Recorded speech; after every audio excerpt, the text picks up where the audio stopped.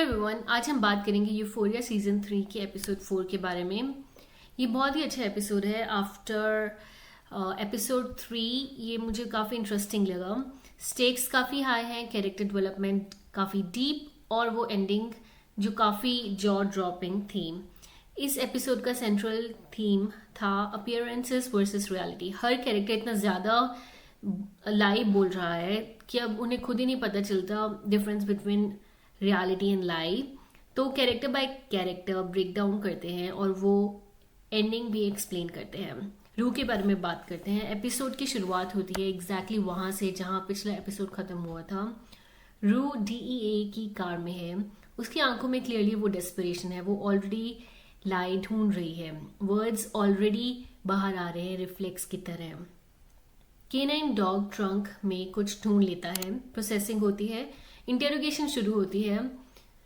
Agents पहले weed की बात करते हैं। सिंपल पोजेशन चार्ज लगता है, लेकिन फिर वो लॉरी के बारे में पूछते हैं, मेक्सिको के बारे में पूछते हैं और रू एक्ट करती है जैसे उसने मेक्सिको का नाम भी नहीं सुना। प्रॉब्लम, एजेंट्स के पास एक फोटो है। रू मेक्सिको में कार्टेल मेंबर के साथ थी। झूठ क्लियरली डॉक्यूमेंटेड है। यहाँ एजेंट्स को झूठ बोलना अकेले 5 साल फेडरल प्रिजन देता है। और जो ड्रग ट्रैफिकिंग का इन्वॉल्वमेंट है, हर डेथ जो उन ड्रग से लिंक होती है, एडिशनल 20 साल। ये 20 साल से ज्यादा का फेडरल सेंटेंस है जहां पैरोल एग्जिस्ट भी नहीं करता। तो रू के पास 2 ऑप्शन है, फेडरल प्रिजन या इन्फॉर्मेंट बनना। वो इन्फॉर्मेंट बनना चूज करती है। ऑफकोर्स डीए ड्रग्स रिप्लेस करते हैं शुगर पिल्स और लैक्सेटिव से। फोन पर एक ऐप इंस्टॉल करते हैं, इसेंशियली एक बग, और वो ऐप रू की माँ के नाम पर रजिस्टर होती है। Perfect cover. Back at silver slipper, Roo को एलमो के सामने नॉर्मल रहना है, पोकर फेस लगाना है और एलमो क्रिप्टिकली बताता है कि लॉरी के साथ रिलेशनशिप ऑफिशियली ओवर हो गया है। एंजल का रिप्लेसमेंट किटी आ गई है, कैंसर से फ्रेश फेस एंड इनोसेंट। और रू को फेक ड्रग्स एडी तक डिलीवर करने हैं जैसे सब नॉर्मल हो।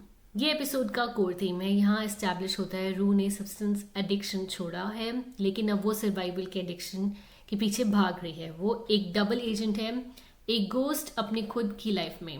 और जैसे मैंने पहले कहा कि मुझे नहीं पता कि इस सीजन में वो अलाइव बचेगी भी कि नहीं। कैसी की बात करते हैं। नेट और कैसी के साथ कैचअप करते हैं। नेट का टो रीअटैच कर दिया गया है और वो इसको मेटाफर की तरह यूज करता है। जब कुछ टूट जाता है तो पीसेस उठाओ और आगे बढ़ो। वो रिलेशनशिप को रिपेयर करना चाहता है, लेकिन कैसी को पता है कि सब झूठ है। नेट रिवील करता है कि वो नास को एक्चुअली $1 मिलियन डेट में फंस चुका है। पहले $550,000 डेट था, अब और भी बढ़ गया है। कैसी को फेथ रखने के लिए वो बोलता है, लेकिन कैसी ने मैडी को कॉल किया, मैं काम करने के लिए रेडी हूँ। मैडी कैसी को सलून लेके जाती है। कंप्लीट मेकओवर, सबर्ब से सिटी। कैसी जेन्युइनली एक डिफरेंट वर्जन ऑफ हरसेल्फ बनाना चाहती है, पार्शली खुद के लिए, पार्शली नेट की सिचुएशन फिक्स करने के लिए। सीजन 1 का फ्लैशबैक रिलेवेंट है। कैसी का रिलेशनशिप अपने फादर के साथ इतना कॉम्प्लिकेटेड था कि वो इजिली मैन को अबैंडन नहीं कर सकती। वो फाइट करती है चाहे सब कुछ रेड फ्लैग्स दिखा रहे हो। फिर आता है वो इन्फ्लुएंसर पार्टी। ब्रैंडन नाम का मेगा इन्फ्लुएंसर। कैसी का मिशन सिंपल था, ब्रैंडन के साथ वीडियो बनाओ उसकी फॉलोइंग के लिए। मैडी की क्लियर इंस्ट्रक्शन, अपना बॉडी यूज करो फॉर अटेंशन, लेकिन बॉडी मत दो।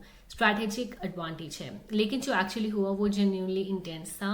पार्टी में केटलिन मैडी की पहली ऑनलाइन क्लाइंट भी थी और कैसी और केटलिन बेसिकली ब्रैंडन की अटेंशन के लिए कम्पीट करने लगी। कैसी एक वैली गर्ल पर्सोना अज्यूम करती है। ड्रग्स इन्वॉल्व होते हैं, सिचुएशंस एस्केलेट होती है। मैडी लास्ट मिनट में रूम में आती है, mission accomplished because video secured.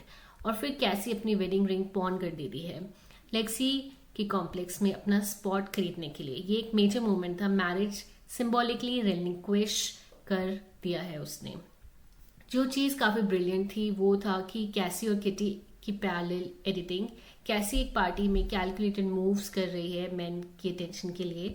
Kitty club में एक प्राइवेट रूम में सराउंडेड है बाय मेन। दोनों परफॉर्म कर रहे हैं, दोनों सेल कर रहे हैं अपना वर्जन ऑफ देमसेल्व्स। दोनों प्रेशर में हैं डिलीवर करने के लिए। प्रेजेंटेशन डिफरेंट है बट रियलिटी सेम है। जूल्स की बात करते हैं। जूल्स को लेक्सी ने एक मैसिव अपॉर्चुनिटी दी थी पार्टी के शो एले नाइट्स के लिए एक आर्ट पीस क्रिएट करना था। जॉर्ज सिरट की संडे स्टाइल रिक्रिएट करनी थी। मिलियंस ऑफ आइज पहली बार जूल्स का आर्ट देखती। जूल्स ने जो डिलीवर किया वो काफ़ी वियर्ड था। मेल के प्राइवेट पार्ट का उसने पोर्ट्रेट बनाया जो क्लियरली वो नहीं था जो नेटवर्क चाहता हो। लेक्सी ने जूल्स को मीटिंग में कवर करने की कोशिश की। जूल्स का ट्रांस होना मेंशन किया as potential reason for artistic decision. ये जेन्युइनली ऑड था, आउट ऑफ प्लेस। लेक्सी का नॉर्मली एक काम रैशनल पर्सोना है। ये कमेंट ऑफ ब्रांड था उनके लिए। नेटवर्क चाहता था चेंजेस, क्लोथ्स ऐड करो, ब्रेड ऐड करो थीम के लिए। जूल्स ने कहा कुछ घंटे लगेंगे। स्केड्यूल पुश बैक हुआ। स्टूडियो को अप्रॉक्सीमेटली $191,000 का लॉस हुआ। और फिर जूल्स ने क्या किया, पूरे पीस को रेड और ऑरेंज पेंट से कवर कर दिया और सेंटर में एक बड़ा और पेंट किया और वॉक अवे कर गई। मैं जूल्स की फ़ैन हूँ जेन्युइनली, लेकिन ये रेकलेस था। लेक्सी ने करियर रिस्क लेके जूल्स को ये अपॉर्चुनिटी थी और जूल्स ने इसेंशियली एक स्क्रू यू दिया स्टूडियो को, नोइंग कि इससे लेक्सी का करियर भी डिस्ट्रॉय हो सकता था। कहाँ से आ रहा है ये? एलिस का साथ नया है रिलेशनशिप, रू से दोबारा कॉन्टेक्ट, सेल्फ सैबोटाज पैटर्न जो जूल्स हिस्टोरिकली शो करती है। कमेंट्स में बताओ क्या आपको लगता है जूल्स इंटेंशनली सेल्फ सैबोटाज कर रही थी या वो जेन्युइनली आर्टिस्टिक इंटेग्रिटी के लिए स्टैंड ले रही थी। नेट की बात करते हैं। नेट जोनिंग कमीशन के सामने अपना रिटायरमेंट कम्युनिटी प्रोजेक्ट प्रेजेंट कर रहा था, सन सेटलर्स। वो लिटरली अपनी लास्ट होप पे था डेट पे करने के लिए। नेट का प्रेजेंटेशन डेस्परेट था। उसने बाइबल वर्ड्स कोट भी किए, प्रोजेक्ट को होली मिशन फ्रेम किया, बट मोशन वॉज डिनाइड। और नेट ने वो किया जो नेट हमेशा करता है, जब कॉर्नर में होता है वो ब्रेक डाउन किया publicly, openly, literally begging and pleading on his knees. मैं कुछ अच्छा करना चाहता हूँ, मैं अपने सिंस वॉश अवे करना चाहता हूँ, मैं वो मॉन्स्टर नहीं हूँ जो सब मुझे समझते हैं। यहाँ एक इंटरेस्टिंग क्वेश्चन है, क्या ये जेन्यून रिडेम्पशन था या ये नेट का नया नैरेटिव मैनिपुलेशन था? एपिसोड का थीम जवाब देता है। कैसे सोचती है ऑनलाइन ब्रांड एम्पावरमेंट है, वो एक्चुअली डेस्परेट वैलिडेशन ढूंढ रही है। नेट सोचता है रिटायरमेंट होम उसकी वायलेंट हिस्ट्री इरेज कर देगा, वो एक्चुअली सिर्फ अपना डेट से बचने की कोशिश कर रहा है। रू सोचती है वो अंडरवर्ल्ड नेविगेट कर सकती है बिना कॉन्सिक्वेंसेस के, वो क्लियरली नहीं कर सकती। पैकेजिंग बदल गई, अंडरलाइंग इश्यूज एग्जैक्टली सेम है। रू का डेंजरस पोकर गेम और एलमो का वार्निंग। एक टेंस सीन था जिसमें रू एलमो के साथ कार्ड्स खेल रही थी। डीए का बग फोन पर एक्टिव था, डीलर का नाम रिकॉर्ड करना था। अलामो फोकस नहीं था कार्ड्स पर, वो रू को ऑब्जर्व कर रहा था। उसने रू को रैट कहा, लेकिन ड्रग्स के सेंस में, इन्फॉर्मेंट के सेंस में नहीं। उसने कहा कि अगर रू हार्ड ड्रग्स फिर से लेने लगे तो ये डेथ सेंटेंस है। वार्निंग ऑमिनस था। क्या एलमो एक्चुअली सेंस कर रहा था कि कुछ ऑफ है या वो सिर्फ ड्रग्स के बारे में बोल रहा था? रू कार्ड्स जीती, बिशप को उसने बीट किया, लेकिन ये विक्ट्री फोरशैडोइंग थी या जेन्यून विन थी, नहीं पता। एंजल जिसके बारे में लास्ट एपिसोड से कुछ अपडेट नहीं था, रिपोर्टेडली रिहैब से भाग गई और डिसअपियर हो गई। मैजिक के मुताबिक ट्रांसलेशन एलमो ने टेक केयर ऑफ उसका करा। एग्जैक्टली वही हुआ जो फियर था। एंजल एक लूज एंड थी और एलमो लूज एंड्स नहीं रखता। मैजिक का बिट्रेयल और वो एक्सप्लोसिव एंडिंग। मैजिक ने एडी के सामने रू को एक्सपोज किया, बताया कि रू ने किटी से पूछा कि क्या वो फोर्स्ड है इस सिचुएशन में। ये रू के लिए कॉन्फ्लिक्ट ऑफ इंटरेस्ट था क्लियरली, और एग्जैक्टली उसी मोमेंट में डीईए ने कॉल किया रू की माँ के नंबर से, ऑफ कोर्स, टेलिंग हर कि वो कॉम्प्रोमाइज्ड हो गई और मैजिक को हैंडल करना होगा। और फिर परफेक्ट टाइमिंग, वेन और हार्ली गन्स लेकर बर्स्ट इन किए। एडी ने हेड पर गन पॉइंट किया, सेफ ओपन करो। Eddie hesitated, gun shifted, certain body part पर पॉइंटेड, ग्रैब किया, वर्स्ट गेटअवे ड्राइवर एवर के साथ भागी।